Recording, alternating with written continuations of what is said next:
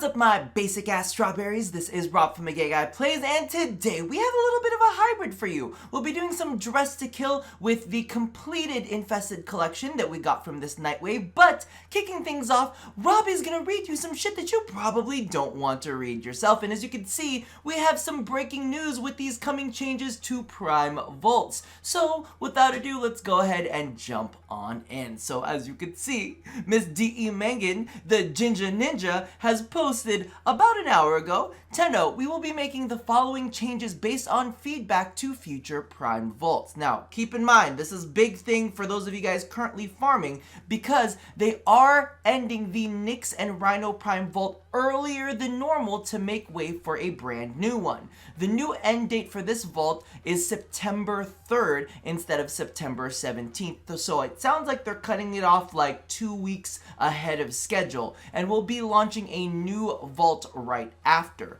Future Prime Vaults are being viewed by a few different factors to decide. They have ever been unvaulted, and what data can we use, such as ownership, to support the next round. So they're really looking into the numbers to figure out exactly what they want to release to make sure that the player base is able to get what they need, which is definitely nice. The Prime Vault program has undergone a lot of changes since its inception back in late 2015. We've added highly community requested individual accessory packs, wow, that was a wordy one, changed the number of unvaulted Warframes in the Prime Vault, changed prices, and tried to change the overall cadence of when Prime gets unvaulted. The short fact is some of these changes have been well received and some understandably haven't. Simply put, you guys have told us there's too much repetition of the same thing. Hello, Nyx and Rhino again. It's great for Tenno who have yet to indulge in these repeated vaults, but with roughly 3 vaults per year, the repetition can get stale. And with more primes entering the vault with each new prime access, a change is certainly welcome. So that's definitely nice because, with that being said, which is like my phrase, listen, D.E. Megan, I think you're trying to come for my job. And listen, you already have a good one, so please stay in your lane. The next Prime Vault will be Deadly Contagious, haha, with Valkyr and Saren. I hope that they get back into naming these vaults so that they sound kind of cool when they come together. Regardless, another big change we're discussing is geared towards the oldest content at large. Frost, Ember, and Loki have repeated too many times over the years. Our plan is to cycle in the oldest vault content through gameplay and other offerings. Stay tuned. Very, very excited for this one. However, I do feel like the most toxic part of the Warframe community, Reddit or trade chat. Still haven't decided, but we're going with trade chat for today. I think they're going to be mad about this because those are some cash cows for them. Ooh. So if you are in the Warframe market, I'm very, very sorry. And don't come for me, okay? I already got Reddit I got to deal with. Y'all just stay in your lanes too. It's worth noting for transparency that Prime Access and Prime Vault sales are incredibly important to sustaining Warframe's continued development, and we treat your feedback with great influence. Take vacuum off of Roomba Wing and make it optional. There's your feedback. A lot of you are probably used to these kind of changes in our operations, but we want to always ensure that we explain our reasoning. Thanks for the years of continued feedback. No problem, D.E. Megan. No problem. I got you, girl. So I think that this is a great turn for the community in general. Again, maybe not for those trolling the market area, but for everybody else who does end up needing to get their hands on some primes, I think that this is absolutely fantastic and a great way for people to not only get the primes that they're missing out on, but also the accessories, because you know fashion frame is a thing. See, wasn't that a great transition? I thought that was a fantastic transition. So since we are on the subject of fashion frame and getting your hands on fashion train, I figured that we should go ahead and take a look at the additions that we got in this recent Nightwave. Oh my god, it's like a Roomba like clusterfuck going on. Please, can you not? But as you can see right here, we have the new Shitoid shoulder pad as well as the Tatsu skin. Now, I'm going to be honest with you. This customization of the Tatsu skin does not actually look that terrible. I'm still not overly impressed by the model in and of itself. It's a little bit like, it looks like an infested butter knife. You know, like the plastic butter knives that you get? But I mean, listen, it was free, so I guess we can't be all that mad at it. All it took is time, right? But let's go ahead and take a look at the shoulder piece. Ooh! I have to say, I was not expecting to like this shoulder piece. You guys know I don't like the weird jelly textures, but in this case, I feel like it was done super duper correct. And look at it. It's kind of glorious. Now, it does kind of bother me because we do have some amazing skins in Tennogen that are created by players, so that means that the textures aren't 100% the same. I actually had to take the color of this down just a notch and deepen it up a little bit because it was too bright on its own. But I just kind of love the way that it drapes over the shoulder. I love this. And Tennogen artists, pay attention if you are going to be doing infestation stuff. This glowing kind of bioluminescence coming from limbs, I think is absolutely beautiful. So if you could be a little bit heavier on your incorporation of that, of course, we have this gorgeous skin. Oh my god, it's only done by like 2 people. It's this is by Volbjorn, our friendly neighborhood walrus. And of course the textures aren't going to match up completely because this is a DE made texture and this is texture derived from a Tennogen artist. But, oh, so beautiful. I actually really like it, and I kind of wish that DE would do more of these kind of like shoulder armor pieces that drape down. I think that that might actually be something really cool for Tennogen as well, if other Tennogen artists were able to make shoulder armor pieces that have the drape down, because one of the things that I like about it is it can completely leave the center of the back bare. I know we always talk about going bareback here, but when I'm being serious about it, is there's a lot of detail put into some of these back segments for Warframe, and I would like to see them. So definitely a big thumbs up for me. Super duper happy about that. Now we're gonna go to a place that I usually don't go to, and that's gonna be a Sentinel world. Now, as you can see, we do have the new shit. Oh, this is the shit toy. The other one was something else. you saw it on your screen.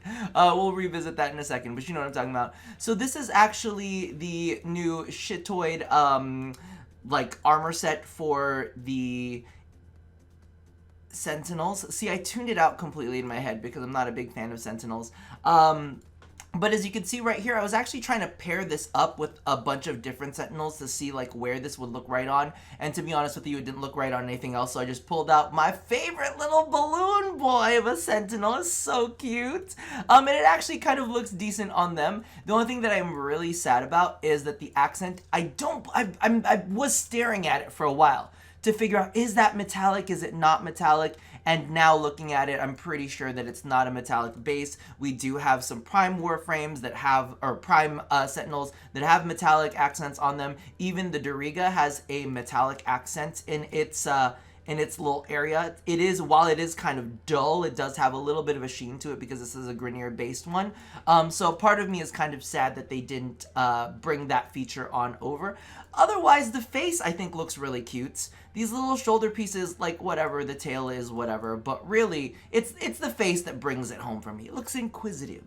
All right, now, with that out of the way, let's go ahead and take a look at our operator, because I think that's the thing that everybody has been really, really excited about.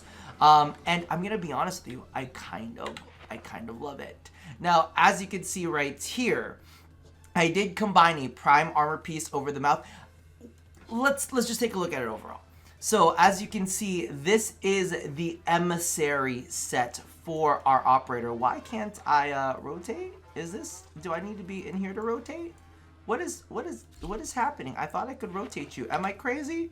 I should be able to rotate you, right?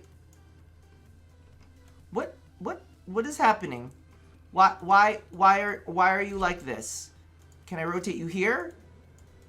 What? Okay, so I don't know what just happened there, but it's okay now. As you can see, this is the operator armor set that comes from the newest Nightwave, and this is kind of like the shining star of the set. I can't really say that it's a shining star. It's the like weird, gruesome, infested star, and I want to show you guys something real quick. So I'm going to zoom into the Unity sigil, but it's got these little bitty things on the side that are kind of like moving around. Listen, I don't know what the fuck the story is gonna be for the emissary, but legitimately, I don't feel comfortable about this. That's exactly why I went ahead and added the, what is it called? The Erlong Prime mask on there, because I wanted it to seem like he's got, you know, some sort of breathing apparatus before the infestation tries to take over him completely. I will say one of the cool things is I actually really like the emissary hood being opened and then being able to add in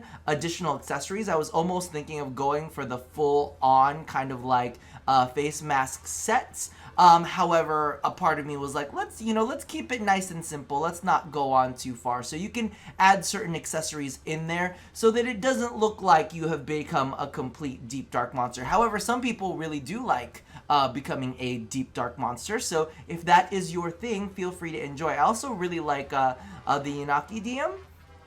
Because it looks kind of like metallic horns coming out of it. So I've been doing a little bit of playing. This actually does not look bad either. I always laughed at the Star Child diadem because I think it looks kind of stupid. But here, I'm like, it's not terrible. Also, the Umbra diadem is not bad either. But I think I'm going to go ahead and stick to the mask because I want it to feel like I'm at least keeping my breathing normal throughout all of this. So let's go ahead and close up that hood because I know that some of you guys are going to be interested in that. And really, I just went for a standard look. I'll put all of the links to the colors down in the description box below. The links to the colors, the color codes.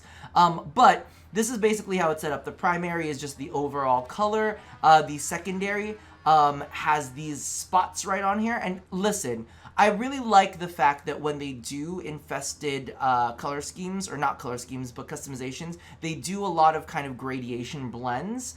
And the fact that they blend so well really allows you to customize kind of flawlessly for these kind of things. I was going for like a rotted flesh kind of feel. And as you can see, here's even a more subtle blend. Like this is actually the highest points of the armor. You probably can't see it too much, but as I'm kind of like scrolling over it, you can kind of see it flashing a little bit to help the blend even better. And then the last bit, because you know, DE loves butt highlighting. This is basically like Mesa Prime's butt infested, which is not a great thought if I do say so myself. That's suit energy. Where is this? Tertiary color? Oh, no, this is suit lining. So this is suit lining color. So you can see like the whole back butt part and a couple little pieces on the internals are really cool. Ooh, you could actually do something kind of flashy with like an accent color on the lining, which would be kind of nice, but would accentuate the child's butt a little too much for my own enjoyment purposes. I'm like, no, we want that to blend in. Suit energy, the only real forms of energy that you'll notice here are going to be on the hands and on the kind of like facial area. So you can see right there, you kind of get some little glowing bits, and it's more of a glow. It's not super strong. You'll see it more in Captura if you kind of like dim all of the lights and get really, really deep and dark. Regardless, that is my current customization for him. I did not put the Spore Ephemera on because you really, like, literally, if you put this on in the what do you call this? In this customization, you guys would not be able to see it as much. However, one of the things that I do want to point out, if you do want to go all in on this, you could go ahead and do your sigil as the, where are ya?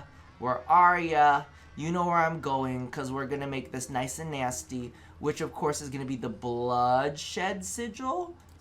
Make him nice and bloody, and then go ahead and turn the Spore Ephemera on, and then you have a really like infested, really dirty, kind of crazy, like just gross look, if you're into that. Me personally, I want to clean it up just a little bit. Regardless, that's my customization setup for it. I really do like it. It's a nice welcome change, to be honest with you, because we have not seen this type of customization before. Like, as you guys know, this is my standard customization for my operator. I like it to be nice and clean, look very kind of like Orokin Primey. There's a really, really cute one that I did with the sets that you can kind of find on in Venus, right? And then of course this is the nice like infestation one, which is a welcome addition. So that about does it for me for now. If you guys were curious as to see how this all planned out, here it is for you. So let me know about your feelings down in the comments below about the Prime changes to the vault. That's words. Listen, it's early in the morning over here. Also, let me know if you are digging this kind of like infested aesthetic, because to be honest with you, previous to this, I was not digging it so much, but now with all of the Tennogen that's come out, these additions when it comes to the armors and also the operator set, that's absolutely amazing. So leave all of your feelings down in the comments below, and as always, love somebody, hurt nobody, and touch your body. And listen, if you're in that group that I did a try-to-lawn hunt with at like 3 a.m., I was not performing at my best, and I apologize. I shouldn't have tried to res the people I tried to res. And also, I probably shouldn't have been trying to pour myself a little bit of Coke Zero to keep myself awake. But that's what happens when you feel like you really need this armor at 3 a.m. in the morning. Anyway, I'll see you guys next time. Bye-bye.